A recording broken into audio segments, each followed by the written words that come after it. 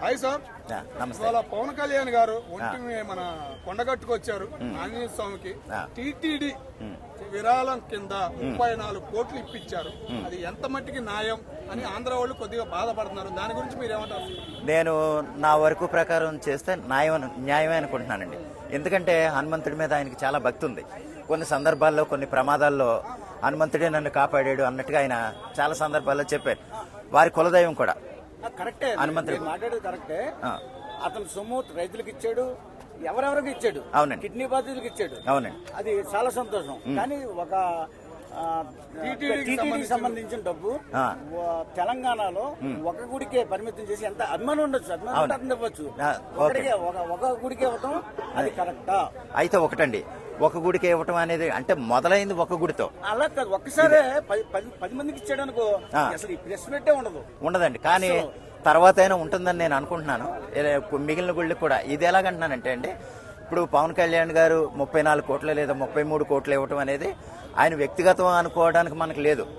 ఎలాగంటున్నానంటే అది కూటమి ప్రభుత్వంలో ఉన్న పవన్ కళ్యాణ్ గారు, దానికి తెలుగుదేశం పార్టీ ఉంది, జనసేన ఉంది, బీజేపీ ఉంది. బీజేపీ సహకారం లేనిదే పవన్ కళ్యాణ్ గారు ఏది చేయరు. అంటే సార్ ఒక మాట సార్, ఇలా పార్టీలకి అనుగ్రహం చేస్తే టీటీడీ సంస్థని ఇంతకుముందు జగన్మోహన్ రెడ్డి గారు కూడా విడివిడిగా వాడేశారు. మళ్ళీ వీళ్ళు కూడా ఇట్లాగే చేస్తే టీటీడీకి ఒక విలువ లేకుండా పోయిద్ది అని అంటున్నారు. దాని గురించి ఏమంటారు మీరు? అది ఎలాగంటేనండి, ఆయన గతంలో జగన్మోహన్ రెడ్డి గారు చేసిన కార్యక్రమం వేరు, ఈయన చేసింది వేరు. ఇప్పుడు ఒంటిమిట్ట గుడే ఉందనుకో, ఆయన ఆంధ్రాకు ఉపయోగించాడు, ఈయనేమో తెలంగాణకు ఉపయోగిస్తున్నాయమంటారా? కాదు, అలాగని కాదండి. ఆయన ఏంటంటే ఆయన దేనికి ఉపయోగించాడో లెక్కలు తీసి తవ్వితేనే కానీ తెలియలేదు ఎవరికైనా.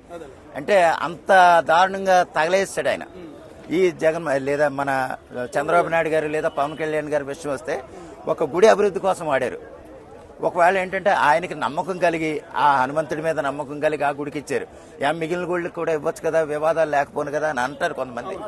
అయితే ఏంటంటే మిగిలిన గుళ్ళకి కూడా ఇస్తారేమో, లేదా దానికంటూ ప్రత్యేకమైన శాఖను ఏర్పాటు చేసి తెలంగాణలో, ఎందుకంటే తెలంగాణలో కూడా జనసేన పార్టీ ఉంది. అది త్వరలో ప్రకటిస్తే ఇక్కడ మనం ఒకటి మర్చిపోకూడదండి. టీటీడీ అనేది తిరుమల తిరుపతి దేవస్థానం కేవలం ఆంధ్ర వాళ్ళు మాత్రమే రావట్లే. ఇదొకటి మరి మర్చిపోకూడదు. ఆయన తమిళనాడుకి ఇవ్వచ్చు, లేదా తెలంగాణకు కూడా ఇవ్వచ్చు. ఎందుకంటే తెలంగాణ ప్రజలు ఎంతమంది టెంపుల్ కి సంబంధించి జూబ్లీహిల్స్ టెంపుల్ ఉంది, వెంకటేశ్వర స్వామి టెంపుల్ కి ఉపయోగించవచ్చు. కానీ విడి టెంపుల్ కి, ఆంజనేయ టెంపుల్ కానీ మిగతా వాటికి అట్లా ఉపయోగించడం ఎంత మట్టికి న్యాయం? ఇప్పుడు మనకి అట్లా ఉపయోగిస్తే నందిగ్రామ ఆంజనేయ స్వామి టెంపుల్ ఉంది, ఆంధ్రాకి ఎంట్రీ అయిన కానీ కనపడింది. ఆ టెంపుల్ ఎంత దారుణంగా ఉందో అక్కడ వాతావరణం అనేది తెలుసు. ఆ విషయం మరి స్పందించాలి కదా. రోజు హైదరాబాద్ తిరుగుతారు, విజయవాడ వెళ్తారు, ఆయన ఎందుకు స్పందించట్లేదని సామాన్యుడు అడుగుతున్నారు. కానీ ఏంటంటే మనం ఒకేసారి అన్ని చేయలేమండి. ఒక్కొక్కటి మొదలవచ్చు. సపోజ్ ఇప్పుడు మనం అంటున్నాం ఒంటిమిట్ట గుడికి ఇచ్చారు కదా, మిగిలిన గుళ్ళకి ఎందుకు ఇవ్వలేదని.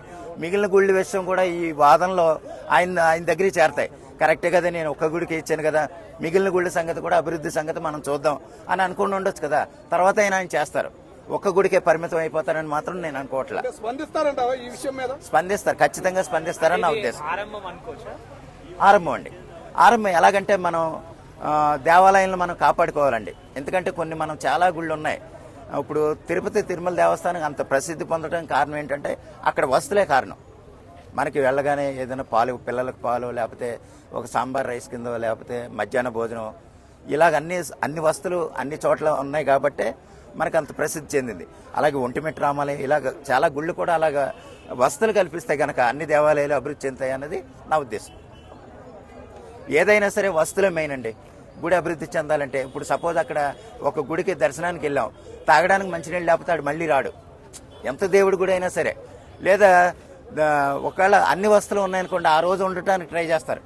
అదే సార్ మేము అంటుంది అదే. ఇప్పుడు నీకు ఓన్ గా ప్రయోజనం అయిందని చెప్పేసి, నువ్వు ఇప్పుడు ఒక అధికారం వచ్చిందని చెప్పేసి టీటీడీ సొమ్ము ఉపయోగించకూడదు కదా. నాకు ఇప్పుడు ఒంటిమిట్ట అభిమానం జరిగింది, నాకు అక్కడ ఉపయోగించాలనిపించింది.